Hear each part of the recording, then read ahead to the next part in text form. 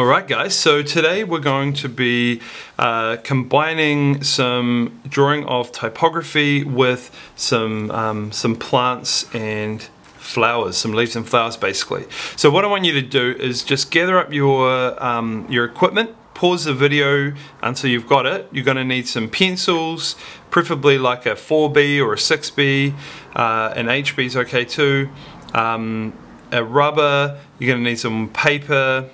And I just want you to go do a little look around your house, or basically looking for like some leaves, you know, little bits of foliage. I've got a branch here, it's got some cool moss on it.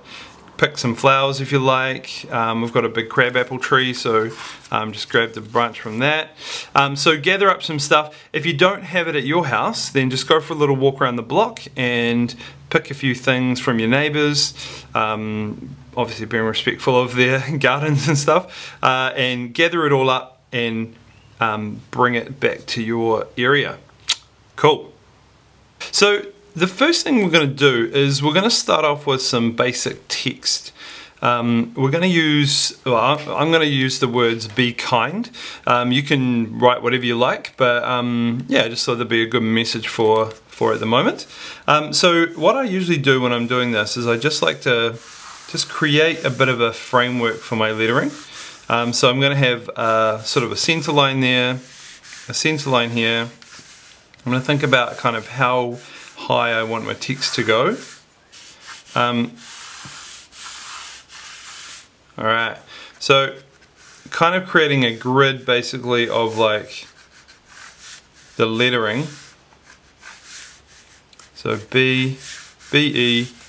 Now the I is quite small, so we want to basically bring that in a little bit, as you'll see. Cool. So with the lettering, we're just wanting it to be basic block letters. So what I'm doing here is, once you've got your frame, that kind of tells you where the ends of the letters go. Maybe leave a little bit of space in between them. Okay, so B. And what I do is I just kind of rough it in like this. And then I decide how thick I want them letters to be. So I don't want them too thick at the moment, because I want to basically be able to draw some other stuff around it. Okay, so it's pretty rough at the moment, but having the structure really does help, because you can tell, you know, kind of where the edges of the letters are. And I'm just sort of eyeballing this, you know, thickness for the letter. So kind of there. Blocky letters like E, really easy to do. I might just make that middle E a little bit smaller. What's that bit called? I don't know what that's called. Cool, so B, and then coming in here with my kind. Don't be too worried if you make, you know, extra lines. Basically, we're going to be rubbing these out. So you want to be doing them nice and lightly if possible. Because you'll see in a minute we're going to tidy them all up. I need a firmer piece like that. Cool, so I've got a little bit of a gap in between my letters, about that much gap. I might just actually make that into a bit of a capital I. So if this is my, yeah, that's like my piece here. So if I make it like,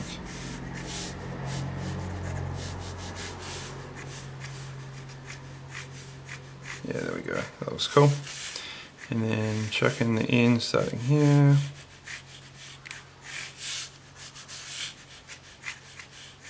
Now you can do these letters however you like. If you want to do it in like a flowy, scripty kind of a way, that's fine too.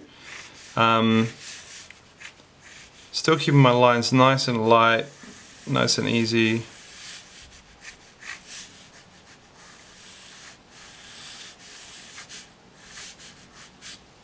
Cool. So once you've got the rough structure in there and you're happy with how that's looking, what you can do is grab your rubber and just kind of work back into it, rubbing out all those bits of structure.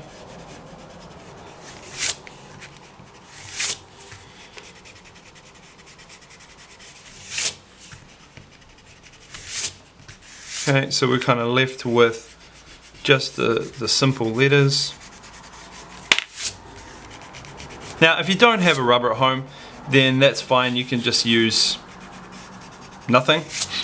You can just leave the lines in there and just, you know, that can be just part of the kind of original design. You can work over the top of them and make them sort of disappear anyway, so it is a bit easier though if you do have one. Alright, so now when I look at it, I'm like, well, it looks good, but I kind of got a bit too fat with the lettering here at the end, so I might just thicken up the first letter. This is a good time to do this sort of stuff now, is just to kind of go around and check that it's actually looking how you want it to look.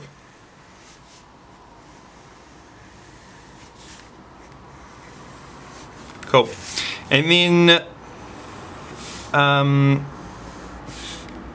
just go around and just do some kind of bit firmer lines. You don't want them to be really dark outlines at this stage, because the plan is to do some of the foliage overlapping the letters, so we just want to get them a little bit firmer in.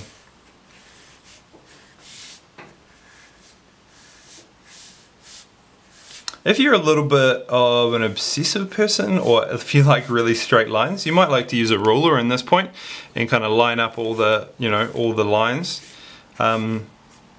I like to make it look a little bit more organic than that, but you know, it's all good if you want to use a ruler.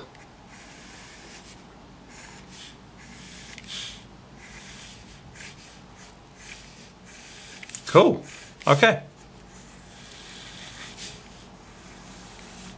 Nice. Pretty happy with how that's looking now.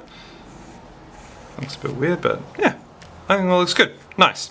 Ideally what you want is to basically have the letters to be, you know, pretty well spaced, so centered, down obviously the B and E, down the middle, and then the I's a bit smaller, so these letters have sort of moved this way a bit, and the K is a little bit bigger to compensate for the I. And it's pretty well spaced out on the page, on the piece of paper. The first thing that we're going to do here, guys, is we're going to just take a piece of foliage that you want to draw, and I'm going to lay it somewhere close beside so that you can see it. Now we're going to be doing observational drawing, and observational drawing is where you look at an object, or in this case the leaves, and you're going to try and draw it as close as you can to that object. Now it's going to be quite tough to get it perfect, so we're not going to be aiming for perfect, we're just aiming for, you know, as detailed as we can. Yeah. So what we're going to do is we follow a number of steps. And the first step that you're going to do is you're going to think about where do you want the foliage to go. So I think I'm going to put this nice little bit of ivy, kind of maybe weaving through the middle of the bee kind. So what I'm going to do is I'm basically just going to set it up here where I can see it. Turn around this way. Yeah, cool. And what I'm going to do is starting off with the basic structure. So I'm going to start off with the line as I see it going through here. Now I'm planning on kind of overlapping, deciding a little bit later about whether the leaves overlap the letters or they go behind or whatever. So we're just going to start off quite simple. So I'm starting off with the stalk like this.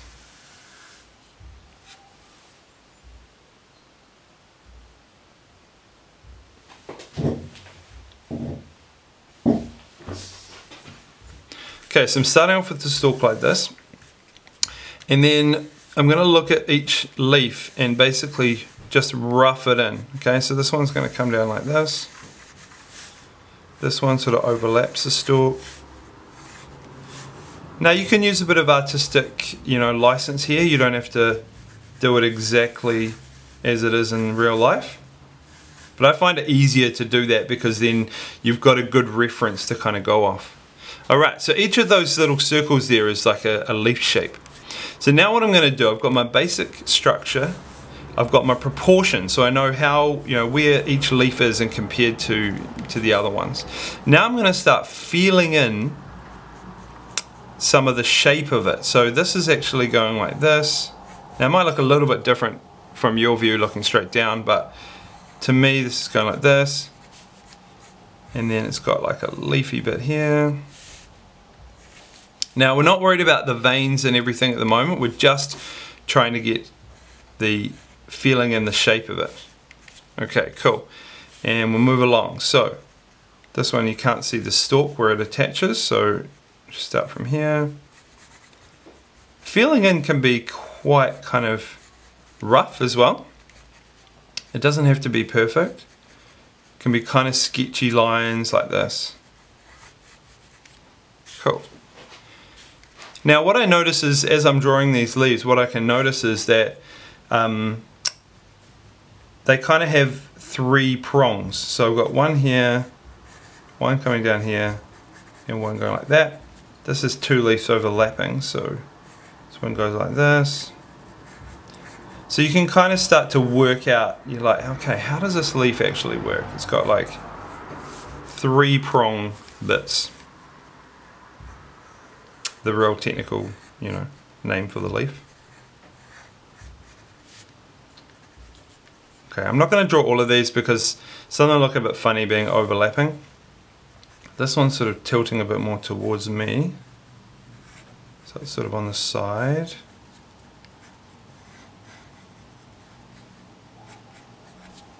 Cool. Okay, so now what I'm going to do is just grab my eraser and I'm going to come back here, and at this point what I'm going to do is just decide whether the leaf's going to go in front or behind. So for this part of the D, I want it to go behind like that, and for this part I want the leaf to be in front, so I'm going to rub out that corner of the D. Does that make sense? Same with the E, same with the N, but let's have the I coming in front. So just sort of vary it a bit so it's not all one. We sort of want the leaves to look like they're sort of weaving through rather than just sitting on top. And also at this stage I'm rubbing out the circles that we started with, those basic, you know, proportion shapes. So we're left with just the kind of lines. Still important at this stage to just be using quite light lines, because it makes it a lot easier to rub out. I didn't bother doing that last one. Alright. Cool. Great. Now what I'm going to do is I'm going to switch over to one of my other B pencils. I'm going to use a 4B. Now if you only have an HB at home, that's fine. You can do this stage with that one. But I'm just going to use a 4B because I have one. And what I'm going to do here is I'm going to start to add some tone. Okay, so tone is just basically shading. And the trick with the tone is just to add a little bit to it. Now what did we do there? Oh yeah, that's right, we did the D going in front. So I just need to redraw. There we go. So hold your pencil really nice and like on the side, because that gives you a larger, flatter area to actually shade with, to tone with. And I love using a bit of smudgy in my drawings. So get your finger in there, give it a good smudge. All of these leaves here are green, so that's kind of a mid-tone. Fairly easy to do. But what you need to do is you want to look for spaces that you can add shadow. Now when something goes behind something else, you can create a shadow in it. So what I'm going to do here is I'm going to add a little bit of shadow to this leaf where it goes behind the D. Okay. So just a little bit of a shadow, a little bit of extra tone in there, and then smudge that in. Same with back here.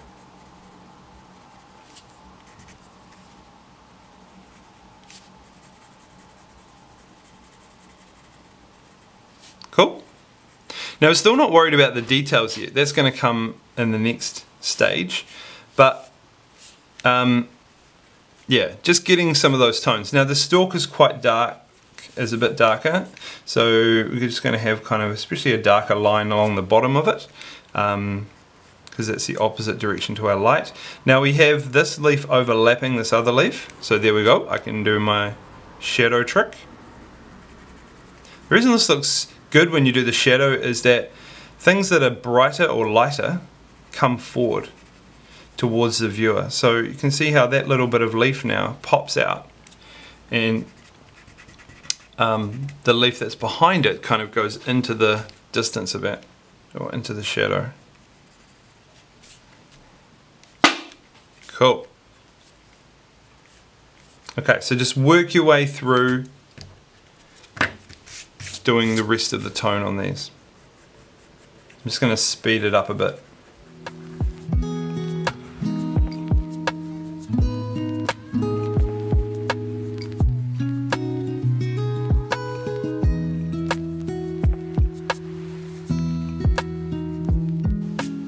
Alrighty, cool. So that's looking good. Now what we're going to do is we're going to switch back to the HB pencil, or whatever pencil you've got. Make sure it's nice and sharp. Now we're going to add in the details. So in the case of the ivy, we've got all these little veins that come along here. So they're basically like little organic lines. They sort of go to each point, and then they branch out as well. So they have little veins that branch out, just like that. And so adding in these details just makes it look more realistic, and yeah, it just gives it that little pop that improves it. And just remember to keep looking back at your example, looking back at your picture. Try not to simplify or make it up as you do this stage.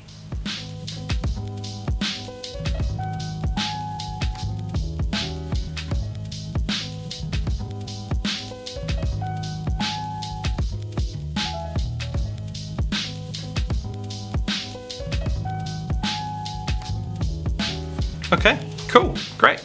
So yeah, that's what we're going to do for the ivy. Now we're going to move on to another piece of foliage.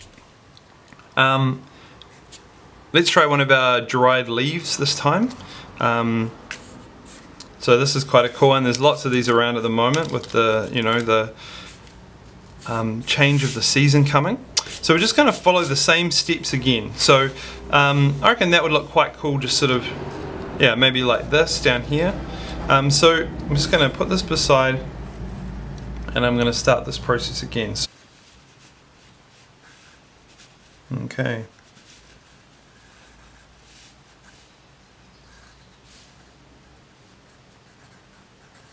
Okay, cool. So that's my feeling in, where I've got the kind of more detailed edges, and now I can just come along, just rub out a little bit of that initial shape. The reason we do that is that if you just start doing the detailed shape, detailed edges, you'll end up sort of not getting the whole overall shape right. You'll kind of come too far down here or too skinny in here. So it is important to do that first stage. Now switching back to my 4B, I'm going to do some tone. So looking for the areas that are sort of darker. Now obviously I don't have to tone underneath where the K is, so I'm just going to ignore that bit there. The whole thing has a little bit of tone, so the whole thing is going to be sort of a shade of grey.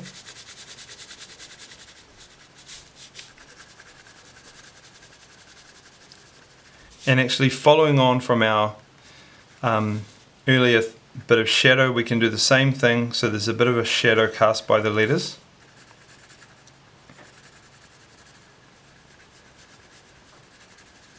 And then we can use our finger to smudgy.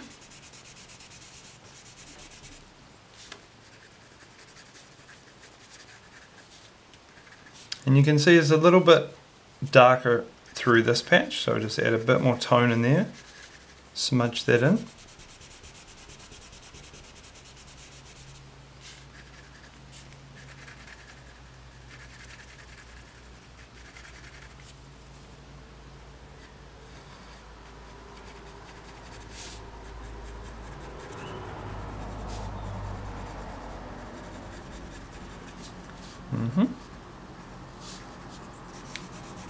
There we go.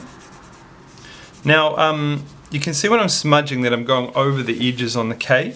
But what we're going to do, I'll show you this in a minute, we're going to tidy the letters up with the rubber and just try and get that nice and crisp and clean. So that'll give us a nice contrast here as well.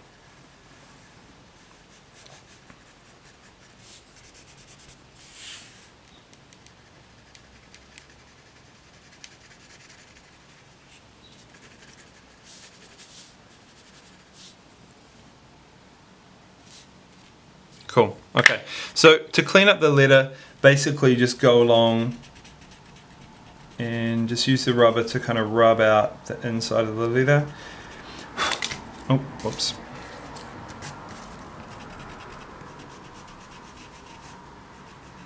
Sometimes you might need to use the other end of the rubber, or cut the rubber in half to get a really nice sharp edge on it. But it's working alright for what I'm doing, so cool. And alright, so now switching back to the HB pencil, I'm going to add in the details. So the vein kind of comes down from here, down through to the bottom, and same with each kind of large leaf section, and then it sort of comes down as well.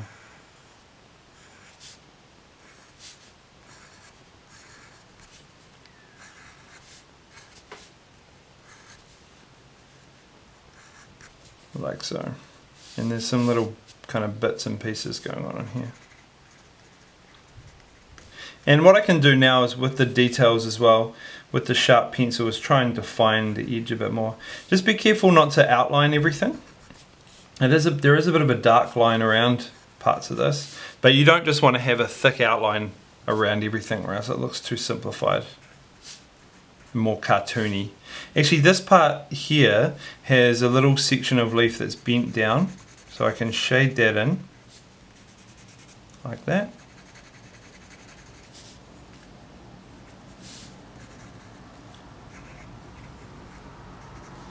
Nice. And then I can also tidy up around the outside too.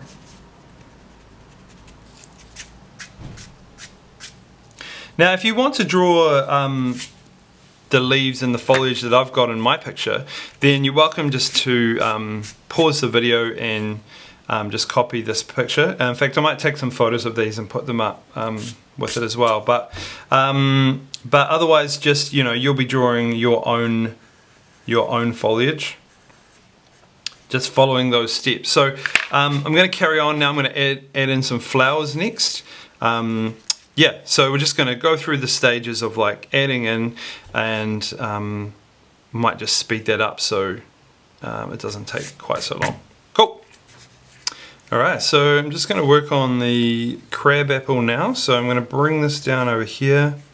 And the reason I chose this is I just wanted to have the rounded shapes of the apples. So I might just have that kind of popping out here.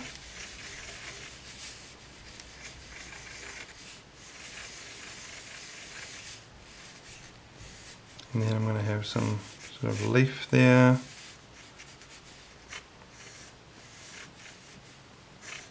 This one's got two leaves overlapping. Another leaf coming like this. Another one coming back through there. And some stalks.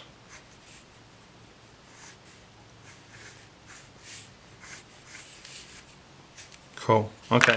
Now, I just want to show you how to do the apples. So if you're going to do anything that's rounded like this, so once you've kind of roughly drawn the shape in, got the stalk bit and the stalk bit there. Cool. So what's important with the apples is that, or round shapes, is that you're creating tone that has a particular light source. Now, I've got a couple of lights set up here, so it's a little bit different. Normally when you're outside, you would have one light source, and that's the sky. And so usually the light comes from above like this. And when light hits something that's rounded, what you want to do is you want to basically shade from the opposite side to the light. So we're starting off on the darker side,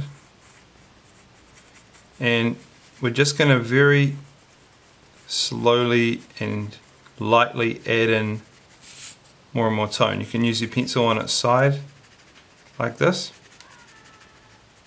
But what we're trying to create is something called graduation of tone, where it's dark on the bottom and it's light on the top. So then use the smudging. It's a really good technique for getting that smooth blend. There we go. It's looking good. So we're starting off with that, just that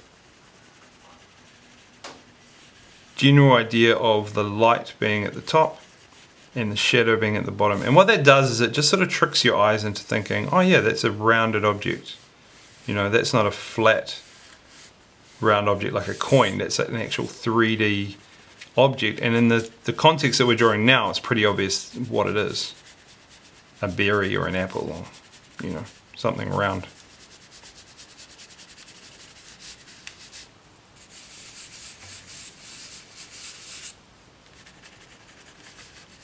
It's good to, when you're doing toning like this, it's good to just take your time, do it nice and slowly, because it's hard to remove the tone, but it's easy just to add more tone on.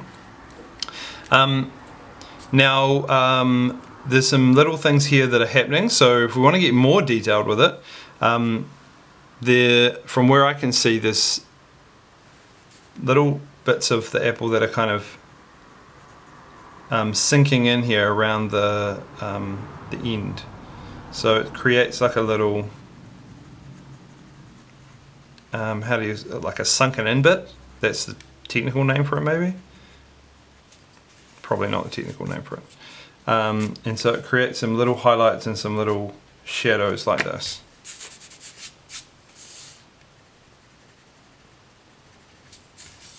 Cool. And apples tend to have sort of a few little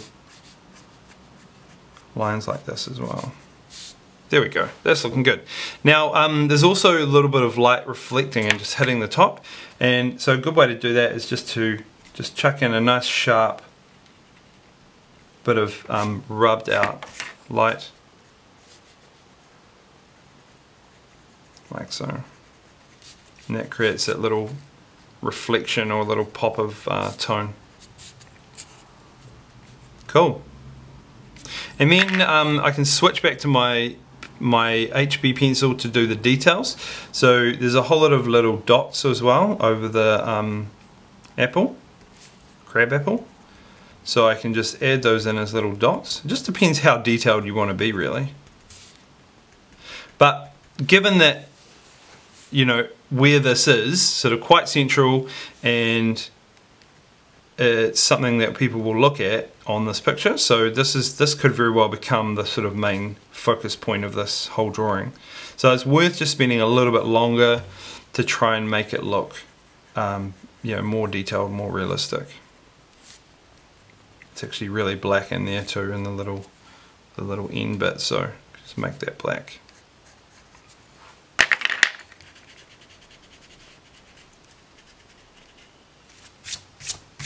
Alright, cool. So I'm just going to carry on now, filling in the leaves and then adding the tone and then adding the details. Cool, speed it up.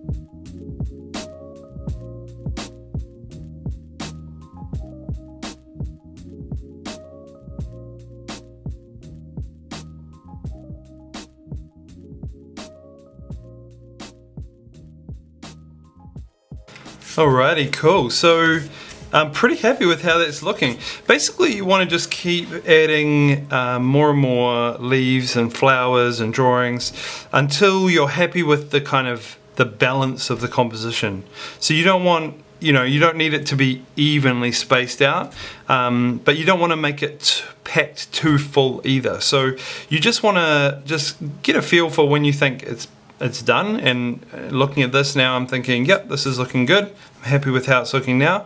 So the last thing you've got to do is basically go around with your rubber and tidy up all the letters. So we want to try and have a bit of contrast between the letters, between the shading and the crispness of the letters. So just go around and have a wee tidy up. Remember that your hand will be smudging a little bit too, so try not to lean on the picture too much.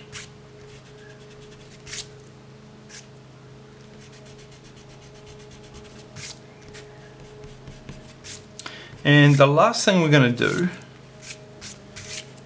this is looking pretty good. It's not going to be perfect, but it's not meant to be perfect because it's a pencil drawing.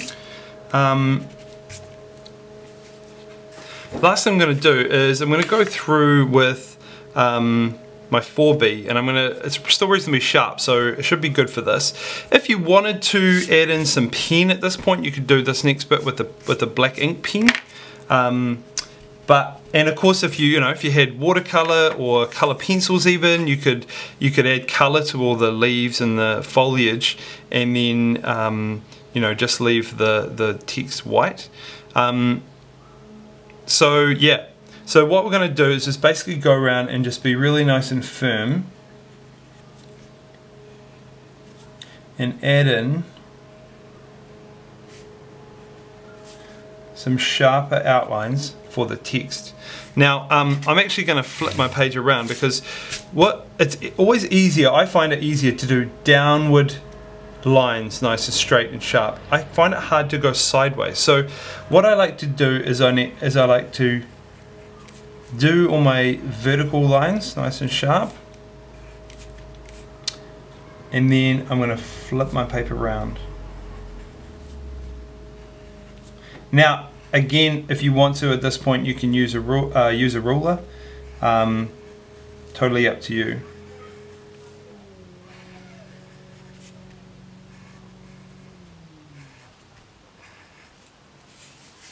Cool, just get around the angle of these.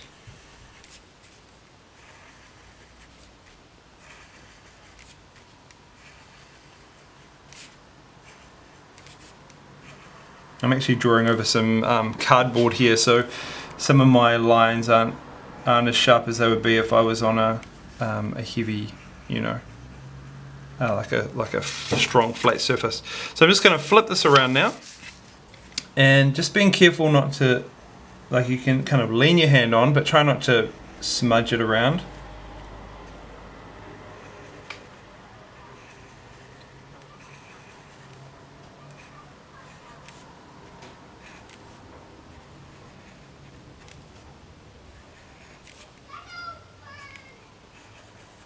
Yeah, it's looking really nice. So this sharp black line just gives a good amount of contrast, and contrast is what kind of makes things pop out on the page.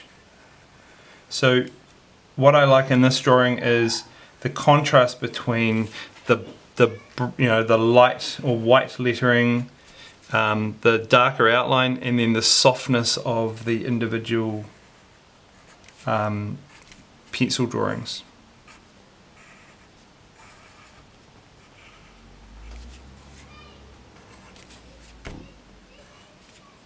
There we go.